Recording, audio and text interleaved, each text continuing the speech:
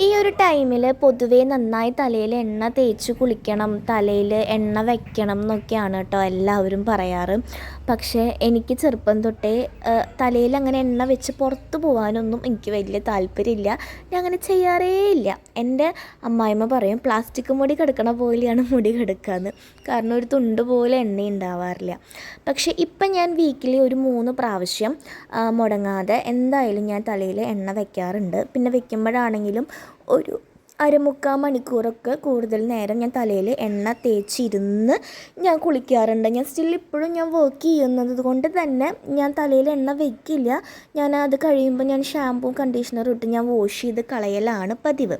ഇനിയിപ്പം നമ്മൾ ലീവൊക്കെ എടുത്ത് വീട്ടിലിരിക്കുന്ന ടൈമിലൊക്കെ നമുക്ക് എണ്ണയൊക്കെ തേച്ചിരിക്കാം എന്നാണ് എൻ്റെ ഒരു നിഗമനം. വീട്ടിൽ കാച്ചിയ എണ്ണ തന്നെയാണ് കേട്ടോ തേക്കാറ്. പിന്നെ ഞാൻ എപ്പോഴും എണ്ണ തേക്കുമ്പം ഇങ്ങനെ ഒരു പല്ലകന്നിട്ടുള്ള ഒരു വുഡൻ്റെ കോമ്പാണിത്. ഇതില്ല എന്നുണ്ടെങ്കിൽ പ്ലാസ്റ്റിക് കോമ്പാണെങ്കിലും പ്രശ്നമില്ല.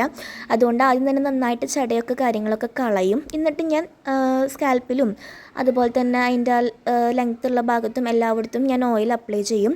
എന്നിട്ട് ഞാൻ ഈ കോമ്പ് വെച്ചിട്ട് ഒന്നും കൂടി ഒന്ന് ചെയ്യും. അപ്പം നമ്മുടെ കൈ എത്താത്ത സ്ഥലത്ത് സ്കാൽപ്പിലൊക്കെ ആ ഒരു കോമ്പൗണ്ട് ഇങ്ങനെ നമ്മൾ ഈ ലാസ്റ്റ് ഇങ്ങനെ ചെയ്യുന്ന ടൈമിൽ നന്നായിട്ട് ഓയിലാവും കേട്ടോ.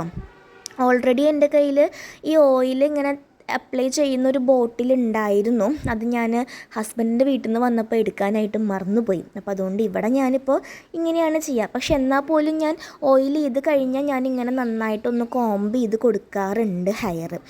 അപ്പോൾ അങ്ങനെയൊക്കെയാണ് എൻ്റെ ഒരു ഹെയർ കെയർ റൂട്ടീൻ എന്ന് പറയണത്. പ്രത്യേകിച്ച് വേറെ ഒന്നും ഈവൻ എന്തെങ്കിലും മാസ്കോ കാര്യങ്ങളോ ഒന്നും തന്നെ ഞാനിപ്പോൾ അങ്ങനെ യൂസ് ചെയ്യാറില്ല. പൊതുവെ ഒന്നും തന്നെ യൂസ് ചെയ്യാറില്ല കേട്ടോ. ഇതാണ് എൻ്റെ ആകെയുള്ളൊരു ഹെയർ കെയർ റൂട്ടീൻ എന്ന് പറയണത്. ഓക്കെ, അപ്പോൾ അത്രയേ ഉള്ളൂ.